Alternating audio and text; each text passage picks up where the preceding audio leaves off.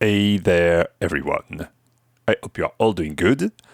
Welcome to this new Breakbeat Torture video.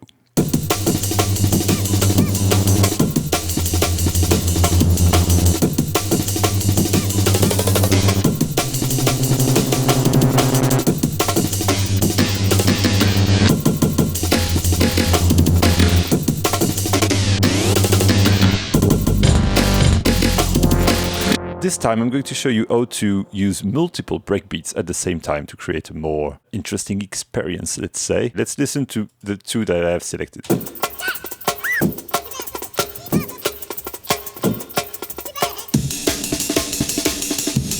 So what we are going to try to do is to make this whole thing blend together. We are going to use first this one. And I'm going to rearrange it in a way that it will just be the basic pattern of this session. And on top, we are going to mash the aim in many ways and see what happens. First, these are warped. As I showed you last time, I don't like the things when they are warped. And I will show you another way, instead of doing the full-on slicing all the bits and pieces, which is actually not always a good solution because you lose most of the groove. It's great if you want to chop up the things using the fade out and stuff like this, like I showed you already. But for something, especially if you want this to be the bass rhythm that will be in the background, you might want to keep its groove. So, for example, I want that. Yeah, let's say. Yep, I want this to go here. I will start by doing this with the warp on. Let's take this part.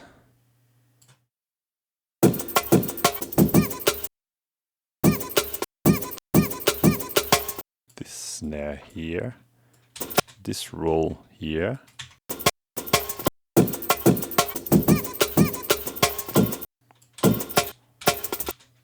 Yeah, let's go like this.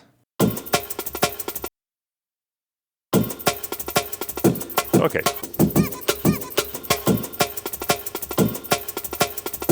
Okay, let's unwarp it and see what happens. Actually, it was almost at the same tempo, so there's no real problem.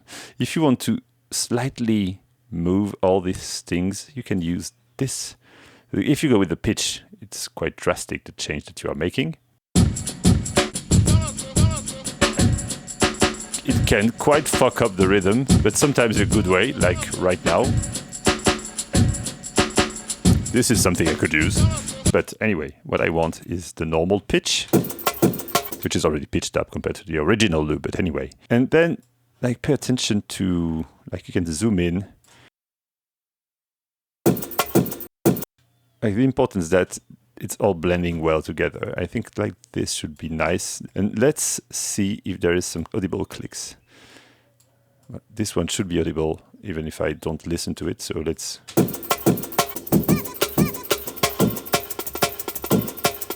Okay, I want to change those two maybe. Let's grab this snare and this roll here. I like this puzzle way of working.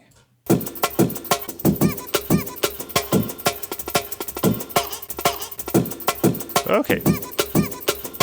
Now, let's unsolo this and let's start to have fun with this one. This one will really be here, like the pounding thing. So let's first edit everything with the warp on again.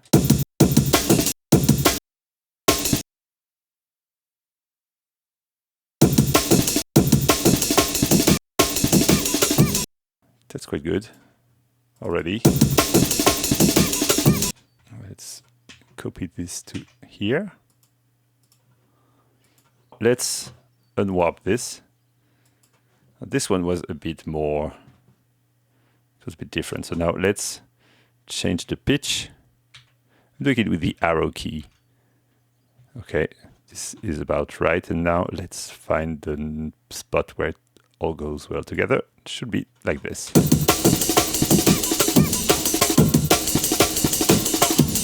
So let's say that this is our bass rhythm. Let's do like last time. Duplicate it, and this one will have more breaks. Here, let's go for a classic snare pitch up thing. Okay, this one I'm going to do the time stretch thing. It's a very slow way to do things. My God. Oh, one little trick. Okay, this is nice. Now if I consolidate it, I have this sample, which will probably sound quite different if you pitch it down. So let's unwarp it. Let's put it an octave below. So it will take the whole thing here, and we have here nice. Yes, haha, that's good. Let's do a just like this. And here for the end, let's make everything super choppy as well here. Let's listen.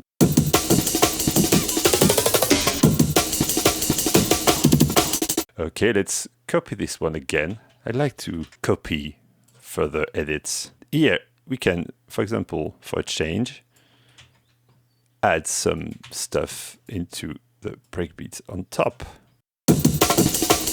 That's nice. Let's grab that stretched one that we did before.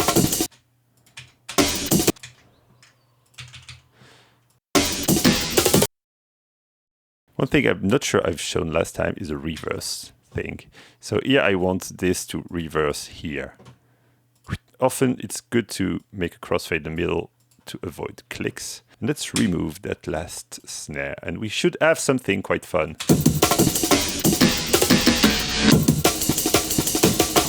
Here, let's go. Let's go again with a time stretch session. Let's listen. Nice. There's sometimes a crossfade thing on time stretching. So yeah, you can do it manually, which is a pain, but let's do it anyway. It will sound a bit less. Okay, let's do the same thing than last time. Let's make this a sample that we can then edit directly. Ooh, it's nice and grainy. I like that. More.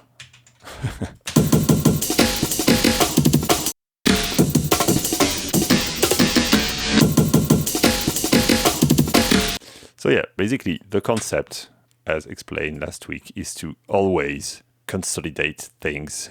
Let's keep building up on this. And one thing I like to do as well is to chop a little thing like this,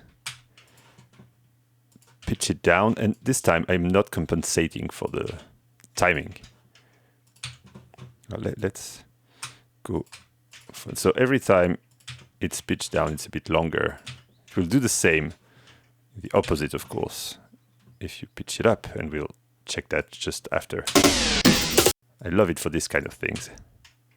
Let's grab this part, pitch it up, pitch it up.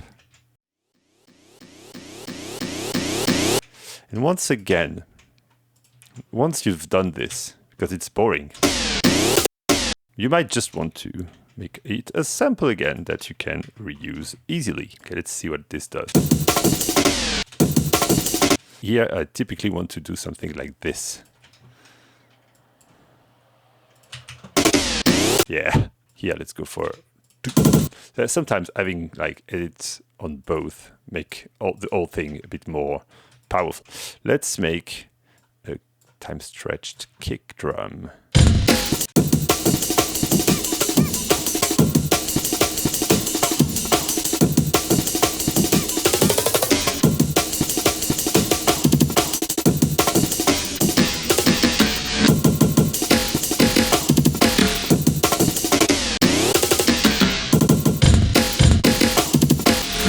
The time stretchy kicks are not that good, but you get the idea anyway.